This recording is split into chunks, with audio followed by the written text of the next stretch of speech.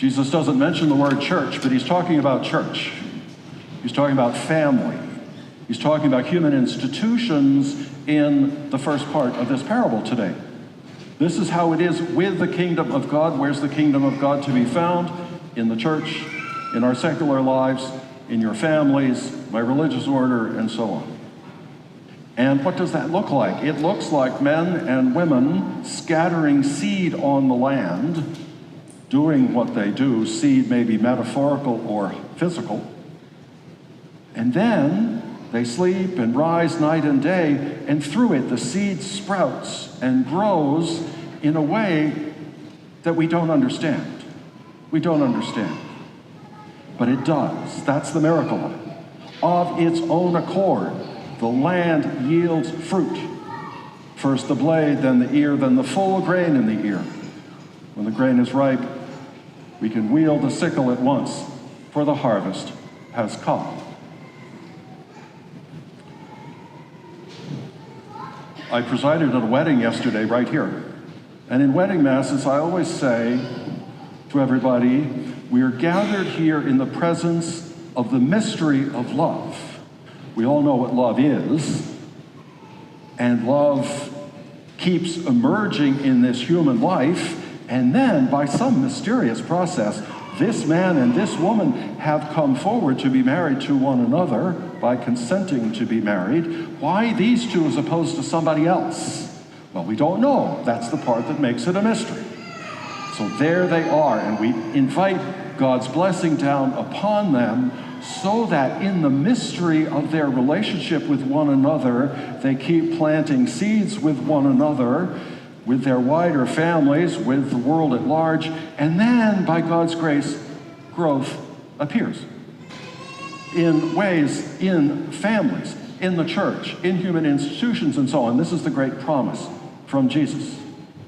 Well, you are here this morning with your children. You've been through this. You know what it is, the mystery of love. To be married to one another. Now, to have children.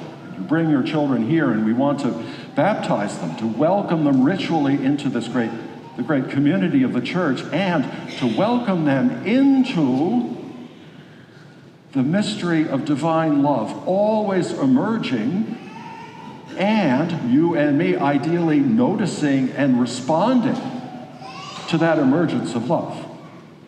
Now, how one does that in a family is not my particular area of expertise, so I'm not going to try to tell you anything about it. I went to see my eye doctor yesterday. I hadn't seen her in a couple of years. She's an older woman, married and so on.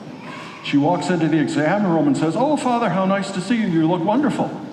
And I said, "Well, thank you. I'm very pleased how I look because I'm actually older than I look." So she opened my file and she said, "Oh my goodness, yes." And then she said, "You know why? You know why you still look so young? Because you don't have any children. Children age you," she said. So, but it's nonetheless true that this emergence of divine life, of divine love, divine light happens everywhere, including in our work, in our institutional lives, and so we have to be paying attention. In 2010, I arrived at St. Mary's Student Parish in Ann Arbor, Michigan, to be the pastor. And let me say right up front, our cantor today was a graduate student at the University of Michigan and a member of that parish when I was there. So she can tell you if I'm telling you the truth or not. Thank you for being here. So I arrived, and in my first year, I did what one does in one's first year. I just took a look at what's going on, and it became very obvious very quickly that the business manager was not up to the job. The books were not well kept. We didn't know where we were financially, so on and so on. So at the end of the first year, I had to let her go. And we also needed a bookkeeper, so we hired a bookkeeper. And then I'm looking for a CFO, I'm doing searches, I know how to do a search. Nothing. Then I'm starting to get to know the bookkeeper. And one day I said to myself, this is the divine inspiration emerging in me. Go talk to your bookkeeper. Maybe she'd be a good CFO. So I went and talked to the bookkeeper. She was a woman of God, a woman of prayer. I said, what do you think? She prayed for a while about it. She came back to me some days later, and she said, yeah, I'm ready to do that job. So she became the CFO. She was fabulous, fabulous. And I badly needed somebody who knows that side of the business, because I don't know that side. You would never want to put me in charge of your financial lives.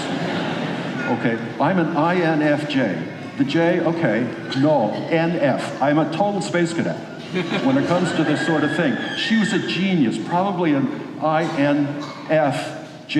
F, she's a very strong feeler type, so we got along well on that basis, and our skills complemented one another. It became a joke on the Finance Council how little I knew about finance. It was a joke.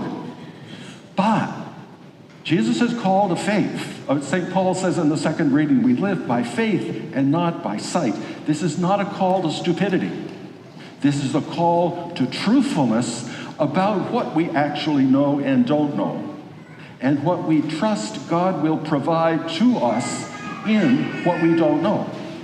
So, my new CFO created a dashboard with a summary of all of the financial information. Before the Finance Council meeting, she'd take me through it, and then she'd say, now see, we've moved the money from here to there, to there, to there, and I'd say, what is that? She said, well, that's what we do.